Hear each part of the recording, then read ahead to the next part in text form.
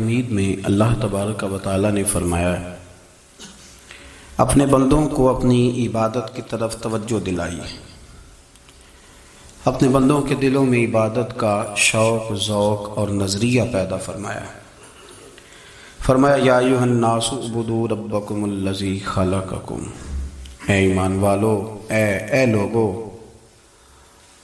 اپنے اس رب کی عبادت کرو جس نے تمہیں پیدا کیا ہے، والذین من قبلکم، اور ان لوگوں کو بھی پیدا کیا ہے جو تم سے پہلے تھے۔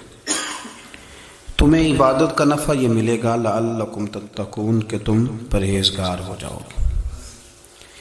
عبادت اس لیے کرو کہ اللہ نے تمہیں پیدا کیا ہے، اور اس لیے کہ تم سے پہلے لوگوں کو بھی اللہ نے پیدا کیا ہے۔ اور پھر ارشاد فرمایا کہ الذی جعل لکم الارض فراشا،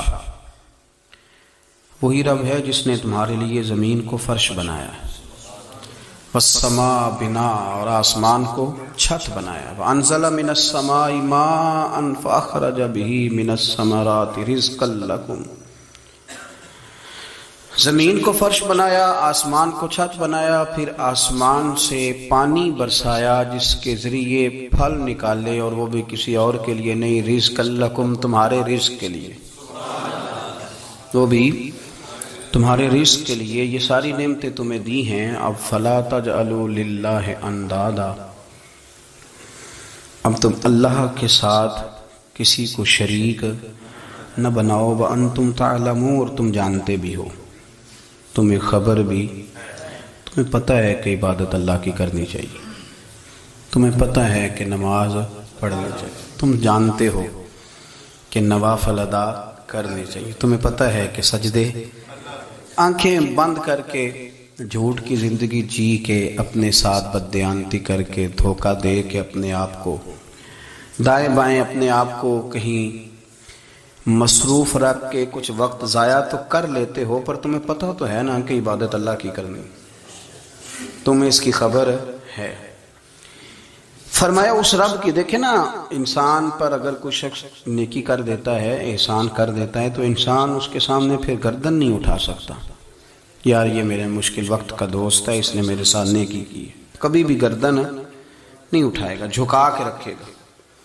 تو اگر عام کوئی نیکی کر دے تو اس کے سامنے انسان کبھی گردن نہیں اٹھاتا، تو جو رب ساری نعمتیں عطا فرمائے، جو کہے کہ تیری تخلیق میں نے کی، تجھ سے پہلوں کو بھی پیدا میں نے کیا، تیرے لیے زمین کا بچھونا بھی میں نے بچھایا، آسمان کی چھت بھی میں نے لگائی، تیرے لیے زمین سے ساری اناج کو، پھل کو، کھیتیوں کو نکالا بھی تیرے لیے، اب تو اس طرح کر کہ تو میری عبادت کر، تو میری بارگاہ میں جھک جا۔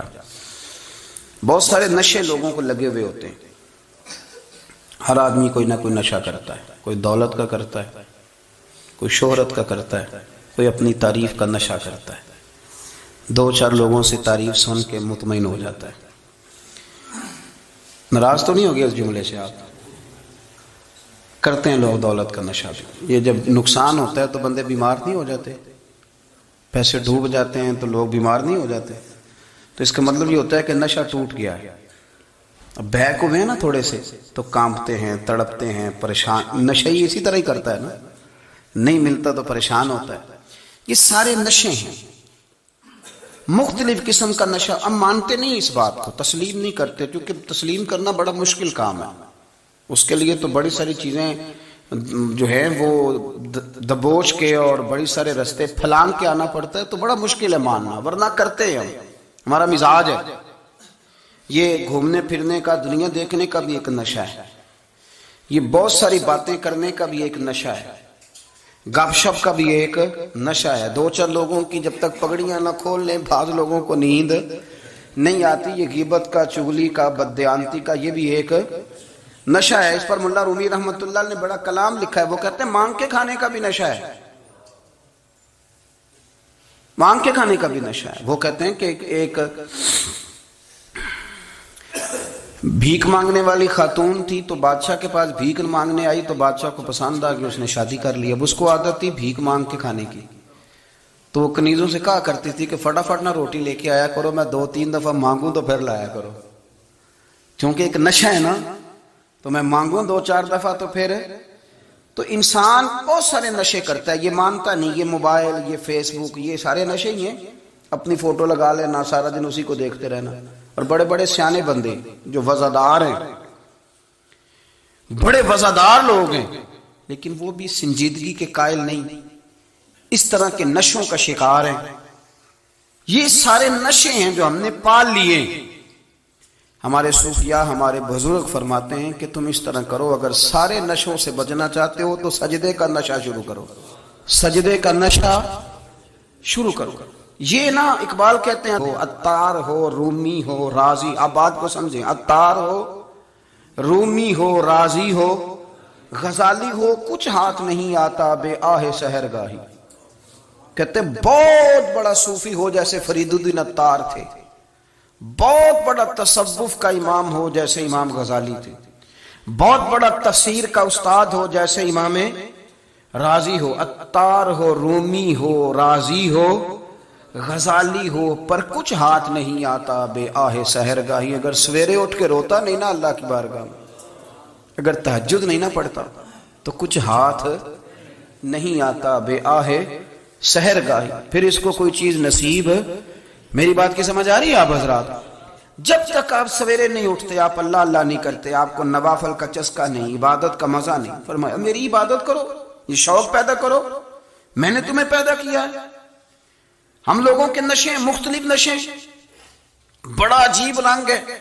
محفل کی صدارت کرنے والے بڑے پیر صاحب، بڑے القابات، بیچ میں سے بندہ تلاش کرنے سے بھی نہیں مل رہا، اتنے بڑے لقب ہیں اس کے، لیکن وہ سج سنور کے 2.5 گھنٹے بیٹھا رہا محفل میں، اور نماز کا وقت آیا تو اس نے مختصر سی پڑھی، وہ نکل گیا، ہلکے سے سجدے کیے۔ اتنا بڑا عشق رسول نعت کا، ہو کیا بات ہے، اور عشق رسول کا بہت بڑا پیغامبر، بہت بڑا مبلغ، وہ بیچارہ سمجھ ہی نہیں سکا کہ اللہ کے رسول نے فرمایا تو نماز پڑھ میری آنکھیں ٹھنڈی ہو جائیں گی۔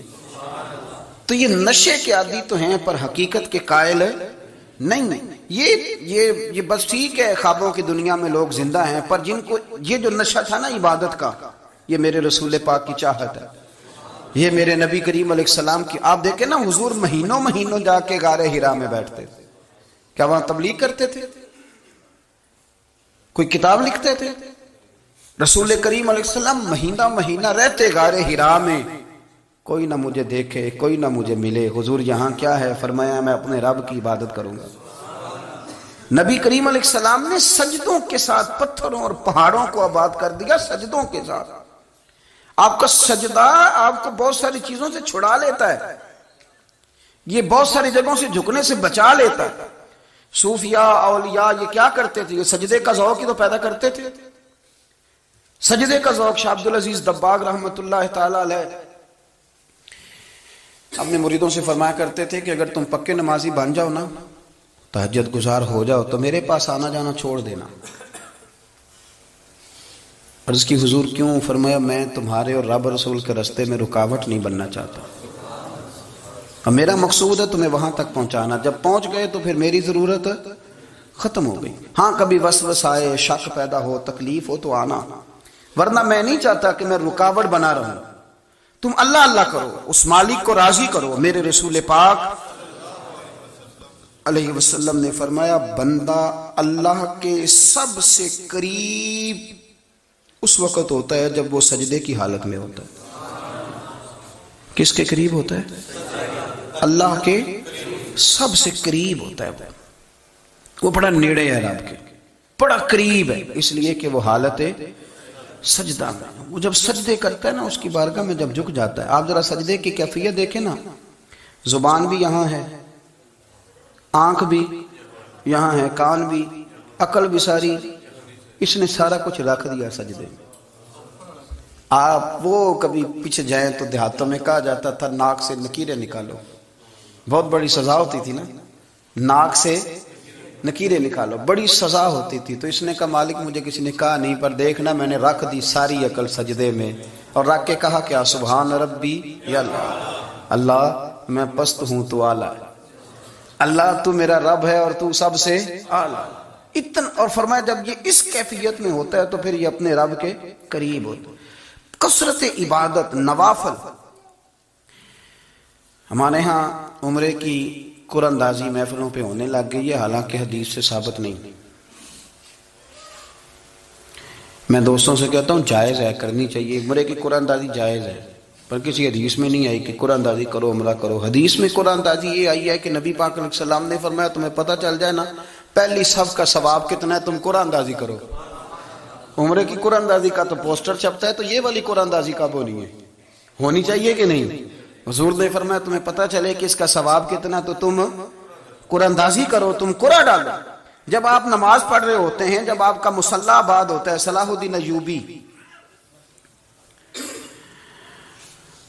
ایک بزرگ سے ملاقات ہو گئی، بیت المقدس پر قبضہ تھا عیسائیوں کا، تو صلاح الدین بڑے پریشان تھے۔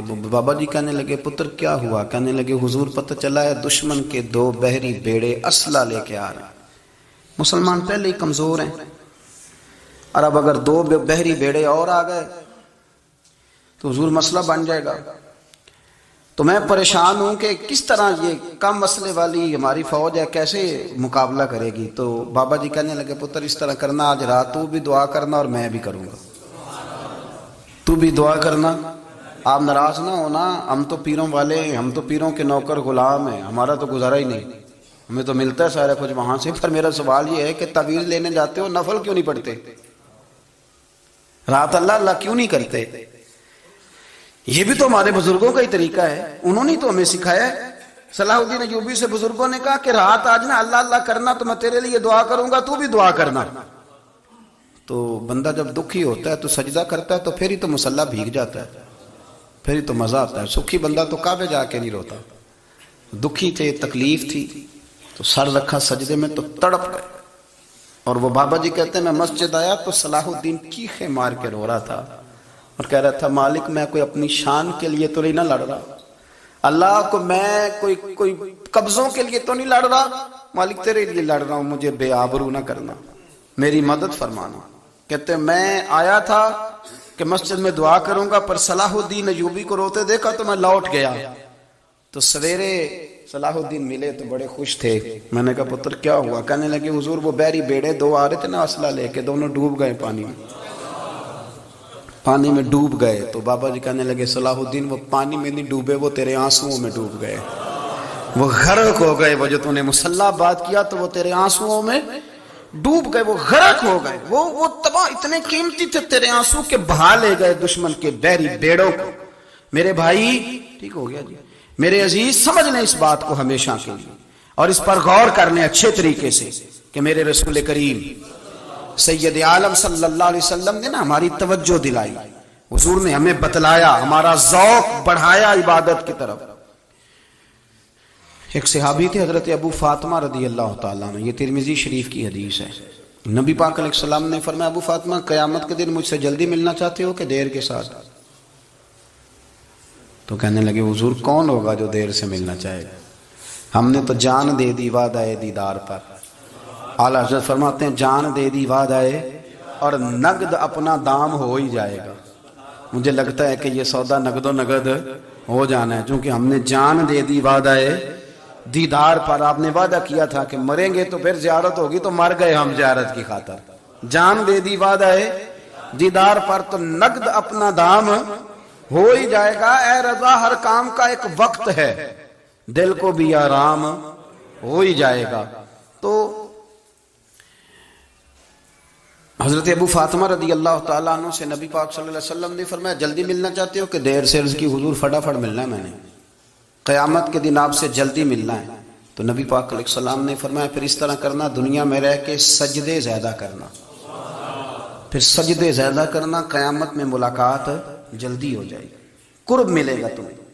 اپنے بچوں کے اندر دیکھیں نا، ہم شوق پیدا کرتے ہیں، ہمیں صحیح لفظ نہیں بولنے آتے پر ہم بچوں میں شوق پیدا کرتے ہیں کہ پتر ڈاکٹر بن جائے گا تو بڑا نفع کرے گا، تو لوگوں کی خدمت کرے گا، ملک و ملت کی خدمت کرے گا، تیرے ابا کا نام روشن ہوگا، تیرے دادا کی تعریفیں ہوں گی۔ ہم یہ ذوق پیدا کرتے ہیں، ہم اپنے نوجوانوں کے اندر یہ فکر پیدا کرتے ہیں، انہیں ہم سمجھاتے ہیں کہ میاں جب تم پڑھو گے، محنت کرو گے تو فلاں آدمی کی طرح تمہارا نام ہوگا، یہ جتنا ذوق ہم بچوں کے اندر ان چیزوں کا پیدا کرتے، ہمیں حکم ہے کسی طرح ہم ذوق پیدا کریں کہ پتر نماز پڑھے گا تو اللہ راضی ہو جائے گا، تو سجدہ کرے گا۔ دیکھیں نا میرے رسول کریم علیہ السلام نے فرمایا 7 سال کے بچے کو مسجد لے کے جاؤ، یعنی اسے شوق دلاؤ، اس کے اندر یہ خاصیت پیدا کرو کہ اس کا دل کرے مسجد میں جانے، اس کے اندر یہ خصوصیات لاؤ کہ وہ ہمارے ہاں نا ہر چیز کو پروموٹ کیا جا رہا ہے، ہر چیز کو، یعنی سر سنگیت سکھانے کے لیے اکیڈمیاں بن گئی ہیں، ہر شے پروموٹ ہو رہی ہے، عبادت کا جذبہ کم ہوتا جا رہا ہے، اللہ کا ذوق ہمارے اندر نہیں رہا۔ اور اتنا مشکل ہم نے اپنے لیے بنا لیا ہے کہ وہ بندہ جو بڑی زبردست مذہبی گفتگو کر رہا تھا اور تگڑی بات کر رہا تھا، کیا بات ہے، لیکن نماز کے بارے میں کمزوری دکھا جاتا ہے، نوافل کے بارے میں وہ چپکے سے نکل جاتا ہے۔ امام احمد بن حنبل رحمۃ اللہ تعالی علیہ، مسند امام احمد بن حنبل 14 جلدوں میں ہے مارکیٹ میں، اور مجھے تو خیر پسندی بڑی ہے، میں نے کئی دفعہ پڑھی ہے، اور کیا بات ہے امام احمد بن حنبل کی، کیسے تگڑے قسم کے محدث تھے، اور اللہ نے کتنا انہیں اعزاز عطا فرمایا ہوا تھا۔ یہ کوڑے بھی کھاتے تھے دین کی خاطر، سارا کرتا لہو سے بھر بھی جایا کرتا تھا، بڑا اعزاز والا شخص تھے، بڑے اعزاز والے، حدیثیں جمع کرنا، حدیثیں لکھنا، حدیث پڑھانا، سارا دن رہتے تھے۔ کہہ سکتے تھے کہ میں کر تو رہا ہوں کام، اور حدیث بھی موجود ہے کہ عالم عابد سے افضل ہوتا ہے، پر اس کے باوجود امام احمد بن حنبل رحمۃ اللہ علیہ 300 نفل فرض نمازوں کے علاوہ پڑھا کرتے تھے، 300 نوافل روز پڑھا کرتے تھے۔ ان کے بیٹے نے کہا ابا جی مکان خریدنا ہے تو وہ جگہ کہاں کر کے لوں، بہت ساری آبادیاں، تو فرمایا پتر وہاں لینا جہاں مسجد قریب ہو۔ میرے رسول کریم سید عالم صلی اللہ علیہ وسلم اتنا پسند کرتے مسجد کو، اتنا پسند کرتے نماز کو، کہ رسول کریم صلی اللہ علیہ وسلم تہجد کی نماز بھی پڑھتے، پھر حضور فجر کی نماز بھی پڑھتے، نبی پاک وتر کو الگ کر کے پڑھتے، عشاء کے ساتھ نہیں پڑھتے۔ یہ تو ہم اس لیے اجازت دی ہمارے بزرگوں نے کہ بعد میں اٹھے گا کون علیحدہ وتر پڑھنے کے لیے، عشاء کے ساتھ پڑھ لیں، وتر پڑھتے، تہجد پڑھتے، فجر پڑھتے، اشراق پڑھتے، چاشت پڑھتے، پھر مغرب کی نماز کے بعد 6 رکعت اوابین پڑھتے، پھر رات کو صلاۃ اللیل پڑھتے۔ سیدہ عائشہ صدیقہ کہتی ہیں زمانہ سو جاتا اور میرے رسول مصلی بچھا کے کھڑے ہو جاتے، او یار کھیتی باڑی کر کے نہیں، محنت مزدوری کر کے نہیں۔ جناب عائشہ کہتی ہیں میں یہ بھی دیکھتی کہ حضور ایک آیت شروع کرتے تو ساری رات اسی کو پڑھتے، اور میری نظر جاتی تو قدم مبارک پہ ورم آ جاتا۔ یار نماز پڑھ کے اتنی مشقت کر کے، اتنی جد و جہد کر کے ورم آ گیا، یا رسول اللہ اتنی محنت کیوں کرتے ہو؟ فرمایا افلا اکون عبدا شکورا، کیا میں اپنے رب کا شکر گزار بندہ نہ بنوں؟ صحابہ کا ذوق عبادتوں کا، ریاضتوں کا، تلاوتوں کا، طبیعت ہے ان کی، وہ ایک دوسرے کو، حضرت مولا علی شیر خدا کرم اللہ تعالی وجہہ الکریم کے زمانے میں روم کے بادشاہ نے کہا یار یہ مسلمانوں کا پتہ تو کرو، یہ آخر کیوں اتنے زیادہ مجاہد ہیں؟ اس زمانے میں جاسوس بھیجنے کا مزاج تھا، اب تو جاسوس پکڑا جاتا ہے، اب تو جاسوس، اور جاسوسی کا شوق ویسے آج بھی ہے۔ عرض کروں تھوڑی سی بات اس عنوان سے، پتہ کیا ہمارا مسئلہ ہے؟ ہم جہاں جاتے ہیں نا وہاں تھوڑی خوشبو سونگنے کی کوشش کرتے ہیں، وہ کیا ہے تو یہ کیا ہے تو ادھر کیا ہے تو تھوڑا سا ادھر کیا ہے۔ میرے رسول پاک پڑھیے درود شریف، سارے پڑھیے ذرا زور سے، صلی اللہ تعالی۔ نبی پاک علیہ السلام نے فرمایا جاسوسی نہ کرنا ورنہ تم بندوں کو خراب کر دو گے، اور فرمایا اس طرح نہ ہو کہ تم کسی کے آپ کھول نہ نکلو تو تمہارے پہلے کھول جائیں۔ یہ جو ذوق ہے نا یہ ختم کریں، چھوڑیں، مطلب آپ کس چکر میں پڑے ہوئے ہیں، اتنی زیادہ توجہ کرنے کی کیا ضرورت ہے؟ نے کام سے کام رکھے، اس میں بندہ تھوڑا سا نا آسان رہتا ہے۔ یہ جو بہت زیادہ ٹٹولنے والے لوگ ہوتے ہیں نا وہ بےچارے پھر عمر ٹٹولتے ہی گزار دیتے ہیں، اس لیے کہ مزاج ہی بہت پکا ہے، بوری کا منہ کھول کے اندر تک ہاتھ ڈالنا، تو پھر کئی دفعہ سامنے سے بچھو بھی لڑ جاتا ہے، خرابی ہوتی۔ تو جاسوسی کی جاتی تھی، اس نے بھی جاسوس بھیجے، کیونکہ قبیلوں کے لوگ تھے، کچھ مسلم کچھ کافر، پہچانے نہیں جاتے تھے لوگ، تو کچھ لوگ اس نے بھیجے، انہوں نے آ کے نا تحقیق کی، ریسرچ کری کہ آخر ماجرا کیا ہے، تو واپس جا کے انہوں نے رپورٹ دی نا روم کے بادشاہ کو۔ اس رپورٹ کا ایک جملہ بڑا شاندار ہے، وہ کہنے لگا بادشاہ ہمیں مسلمانوں کی کوئی سمجھ نہیں آئی، ہمیں کوئی سمجھ نہیں آئی۔ انہوں نے کبھی کیوں نہیں سمجھ آئی؟ کہنے لگے یار عجیب بندے ہیں، جب رات مصلے پہ بیٹھتے ہیں تو یوں لگتا ہے ان کا دنیا سے رشتہ ہی کوئی نہیں، کوئی کسی کو نہیں جانتا، کوئی اپنے دکھ سنا کے رو رہا ہے، کوئی اپنی بات کر کے رو رہا ہے، لگتا ہے کہ ان کا کوئی رشتہ ہے ہی نہیں جب مصلے پہ بیٹھتے ہیں۔ اور فرمایا جب سویرے یہ جہاد کرنے نکلتے ہیں تو لگتا ہے ان سے زیادہ دلیر ہی کوئی نہیں۔ حالانکہ جو مصلوں پہ رونے دھونے کے لوگ ہوتے ہیں وہ کئی دفعہ جہاد میں کام نہیں کرتے، لیکن عجیب لوگ ہیں کہ رات کے راہب ہیں، دن کے مجاہد ہیں، کوئی سمجھ نہیں آتی۔ میرے عزیز، ان لوگوں نے مصلی آباد کر کے رکھا، تلاوتیں ان کا ذوق رہی، منظر روز پڑھنا، اسباق پڑھنا، وظائف پڑھنا، یہ ان کا ذوق رہا۔ اعلیٰ حضرت بریلوی رحمت اللہ نے 1000 کتاب لکھی ہے، لیکن الوظیفۃ الکریمہ کے نام سے جو وہ صبح و شام وظائف پڑھتے تھے وہ الگ انہوں نے ان کو بیان کیا، پابندی کے ساتھ اپنی اللہ اللہ کرتے۔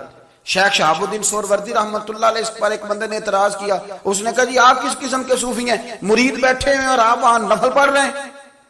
یہ بھی بڑا مسئلہ ہوتا ہے نا، جو بندہ ملنے آتا ہے وہ اپنے ٹائم کے حساب سے آتا ہے، اور پھر اس کا یہ بھی خیال ہوتا ہے کہ پیر صاحب جو ہیں وہ چونکہ درویش ہیں تو نہ انہیں روٹی کھانی چاہیے نہ سونا چاہیے، چونکہ وہ درویش ہیں، اور ہم چونکہ درویشوں کے ماننے والے ہیں لہذا ہمارا یہ طریقہ ہونا چاہیے کہ جیسے ہم کہیں درویش ویسے ہی کر جائے۔ حالانکہ جس کو آپ درویش کہیں گے آپ اس کی مانیں گے، آپ منوائیں گے نہیں، ہمارا مزاج ہوتا ہے۔ شیخ شہاب الدین پر لوگوں نے اعتراض کی، حضور لوگ ملنے آئے ہیں، زیارت کرنے آئے ہیں، یہ بندے دعا کرانے آئے ہیں، اللہ اللہ کرانے آئے اور آپ نفل پڑھ رہے ہیں، کیا جملہ ہے، کیا حسن ہے، کیا خوبصورتی ہے۔ فرمانے لگے رب رسول سے مانگنے کے لیے مصلی بچھایا ہے، اگر وہاں سے مانگوں گا نہیں تو تمہیں دوں گا کیا؟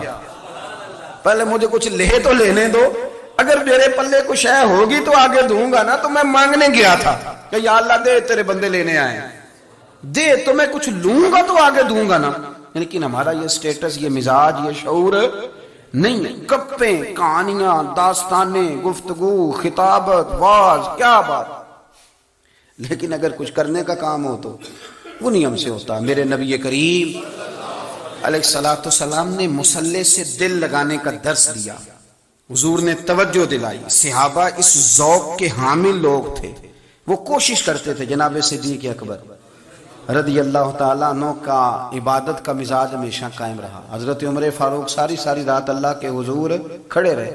حضرت عثمان غنی رضی اللہ تعالیٰ عنہ عشاء کی نماز پڑھ کے 2 رکعتوں کی نیت باندھتے تھے، 15 سپارے پہلی رکعت میں پڑھ دیتے تھے اور 15 سپارے قرآن مجید کے دوسری رکعت میں پڑھ دیتے تھے۔ آپ نے نا حضرت عمر فاروق کے وصال کے بعد ان کی ایک بیوہ سے نکاح کیا،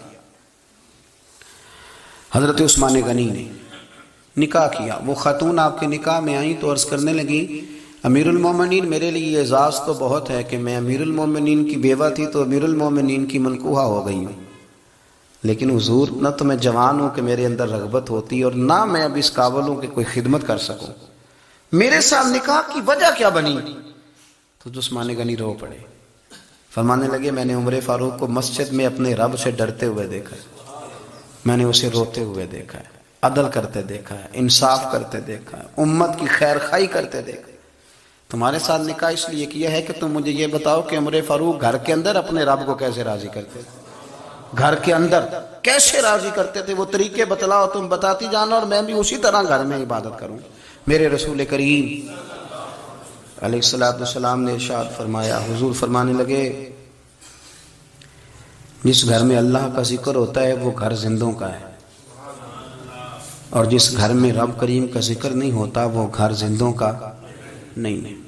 گھر نا ہم نا کتابوں میں پڑھتے ہیں کہ ایک بزرگ کہتے ہیں، حضرت فضیل بن ایاز کہتے ہیں کہ میں ایک گلی سے گزر رہا تھا تو گھر کے اندر کسی قاری صاحب نے قرآن کی آیت پڑھ دی، ولی من خاف مقام ربہ جنتان، میں تو میرے کانوں سے ٹکرائی تو اللہ نے میری کایا ہی پلٹ دی، میں توبہ کر گیا۔ اب گھر کے اندر سے آواز آئے تو صحیح نہ تلاوت کی، پر اندر سے آواز آتی نہیں، یا ڈیک بجنے کی آواز آتی ہے، یا ٹی وی چلنے کی آواز آتی ہے، یا دھوم مچانے کی آواز آتی ہے۔ عبادت کا وہ جو خاص شوق تھا، وہ جو حسن تھا، وہ جو توانائی تھی، وہ جو بات تھی۔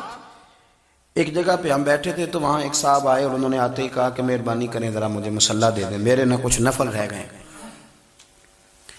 تو میں نے وضو کر لیا تو کوئی مصلی مل جائے، مصلی انہیں دے دیا گیا، وہ مصلی لے کے چلے گئے تو پیچھے ایک صاحب نے تبصرہ کیا، کہنے نے کتنا ریاکار بندہ ہے، لوگوں کو دکھا رہا ہے کہ میں نفل پڑھتا ہوں۔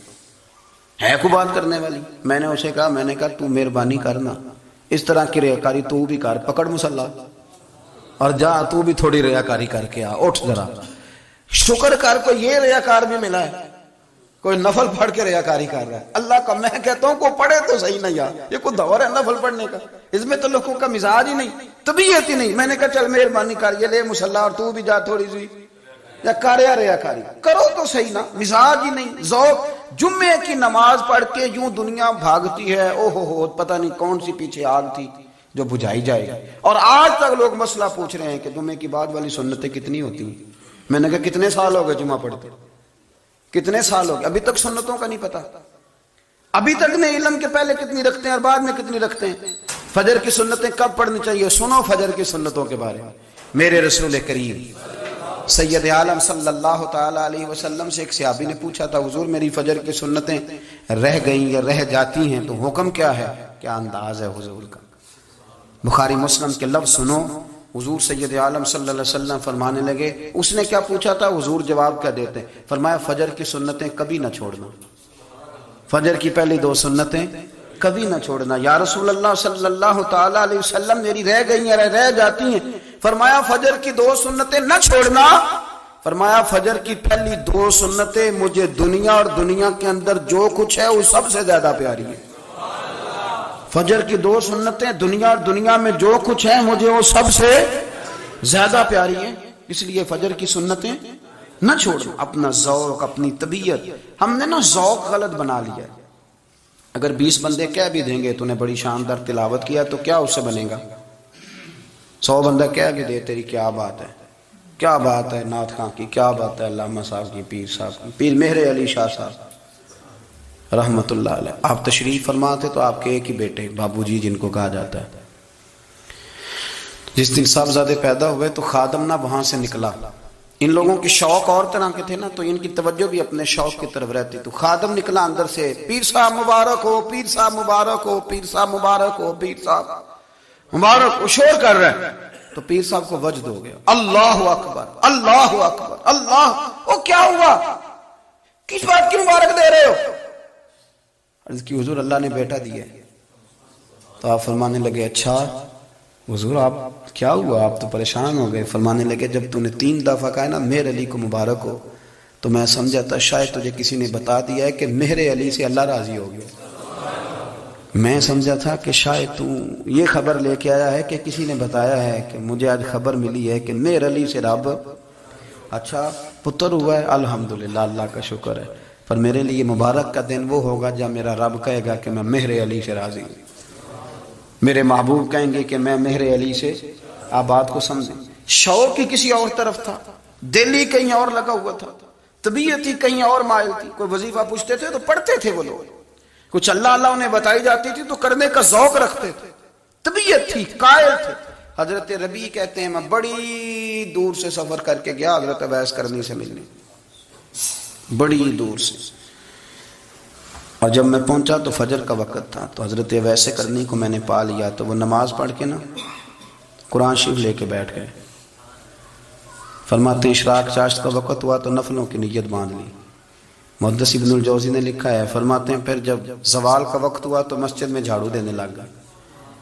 زور کی نماز پڑھ کے تو عصر کی تیاری تک وہ مسجد میں بیٹھے رہے، اور میرے نبی پاک علیہ السلام نے فرمایا جو نماز کے انتظار میں بیٹھا ہو وہ نماز ہی میں ہے، وہ نماز ہی میں ہے۔ فرمایا میری دنیا، میری امت کی جو رہبانیت ہے نا وہ اتنی ہے کہ نماز کا انتظار کرے، اذان کے بعد نماز کا یہ راہب ہے، یہ اس وقت چھوڑ کے بیٹھے ہیں سارا کچھ۔ فرماتے ہیں عصر تک انہوں نے اللہ اللہ کی، پھر مغرب تک کی، عشاء کی نماز ہوئی تو نماز پڑھی تو وہ تھک گئے۔ اب مجھے وہ فارغ ہوں مصلی چھوڑے تو میں ملاقات کروں نا، یہ آپ حیران نہ ہو کہ اتنی دیر بندہ کیسے اللہ اللہ کر، ہم نے کی نہیں نا اس لیے ہم پریشان ہیں۔ جو عادی ہوتے ہیں وہ کر بھی لیتے ہیں، وہ یہ کام، میری بات کو سمجھ آ رہی ہے؟ جب جاتے ہو کسی دفتر میں تو 8 گھنٹے کھڑے رہ لیتے ہو نا، مجبوری ہوتی ہے تو کھڑے رہا جا سکتا ہے۔ پاسپورٹ کے دفتر بولیے، امیگریشن کی لائنوں میں، اور میں نے تو ایمبیسیوں میں بندے 12 گھنٹے پہلے جا کے کھڑے دیکھے، رہ لیتے ہیں کھڑے۔ تو اگر ان کاموں کے لیے رہا جاتا ہے تو اللہ رسول کے لیے بھی کھڑے رہا جا سکتا ہے۔ تو فرمانے لگے کہ جب عشاء کی نماز کے بعد آخر انسان تھے، تھک گئے، نیند کا غلبہ ہوا تو تھوڑی ایسے آنکھ بند ہوئی تو کھلی تو رونے لگے. حضرت ویسے کر دیا، رو کے کہنے لگے مالک مجھے غافل تو نہ کر، ابھی میں نے کیا بھی کچھ نہیں، دن ختم ہو گیا، کوئی نفل نہیں، کوئی اللہ اللہ نہیں، اللہ مجھے غافل نہ کر، میری مدد فرما. فرماتے ہیں جب وہ روئے تو میرے ساتھ جو شخص تھا میں نے کہا اٹھو چلیں. کہنے لگا حضور ملنا نہیں. فرمایا جو میں لینے آیا تھا وہ مجھے مل گیا، جو میں ان سے سیکھنے آیا تھا وہ مجھے نصیب ہو گیا، اب اور میں نے کیا لینا، ختم ہو گئی بات، اٹھو چلیں. اللہ کے بندوں نے حضرت ربیعہ بن کعب اسلمی رضی اللہ تعالیٰ عنہ فرماتے ہیں، کہتے ہیں جب بنو قریظہ اور بنو نذیر یہودیوں کے ساتھ حضور علیہ السلام نے جنگ کا اعلان فرمایا تو وہ دشمن ہو گئے. ہمیں خطرہ تھا کہ وہ رات کو کہیں محبوب کو تکلیف نہ دیں، تو کچھ لوگ نا تلواریں لے کے نبی پاک کے دروازے پہ پہرے داری کرتے تھے. گن مین رکھنا حرام نہیں، اگر کسی کو واقعی خطرہ ہو تو اس کے لیے سنت بھی ہے. حضرت علی المرتضیٰ تلوار لے کے حضور کے گھر کا پہرا دیتے تھے. حضرت ربیعہ بن کعب اسلمی رضی اللہ تعالیٰ عنہ فرماتے ہیں کہ رات میری ڈیوٹی تھی کہ میں حضور کے گھر کا پہرا دوں گا، تو فرماتے ہیں میں باہر سن رہا تھا، ساری رات ہی میرے نبی پاک نے اللہ کی تسبیح پڑھی، ساری رات، کبھی تسبیح، کبھی تحلیل، کبھی تحمید، کبھی تکبیر، ساری رات. فرماتے ہیں ساری رات حضور پڑھتے رہے اور ساری رات ہی میں سنتا رہا. مجھے اونگ آ گئی، میری آنکھ لگ گئی، حضور ابھی پڑھ رہے تھے، میں تھک کے سو گیا. اور فرماتے ہیں جب میری آنکھ دوبارہ سے کھلی تو میرے کانوں میں پھر کوئی چیز گونجی تو میں نے کان لگایا تو میرے حبیب ابھی بھی اللہ کو یاد کر رہے تھے. ساری رات حضور رب کی عبادت کرتے. اسی لیے تو کہا یا ایھا المزمل قم اللیل الا قلیلا، حبیب ساری رات تو نہ جاگا، تھوڑا آرام بھی کر لیے گا. میرے بھائی اپنا مصلی، اپنی عبادات، اپنے وظائف، اللہ اللہ جو آپ نے کسی سے سیکھی ہے اس کو کبھی کمزور نہ ہونے دیں. شجرہ شریف جو کسی بزرگ سے آپ لے لیتے ہیں تو کیا رسم ہے کوئی؟ اس پہ کچھ لکھا ہوتا ہے، وہ پڑھنے کے لیے دیا جاتا ہے. اس پہ لکھا ہوتا ہے کہ یہ اللہ اللہ آپ نے کرنی ہے. ساری زندگی کسی اسکول میں داخل ہو گئے اور وہاں جا کے آپ نصاب ہی نہ پڑھیں، کتاب ہی نہ کھولیں تو پاس ہو جائیں گے؟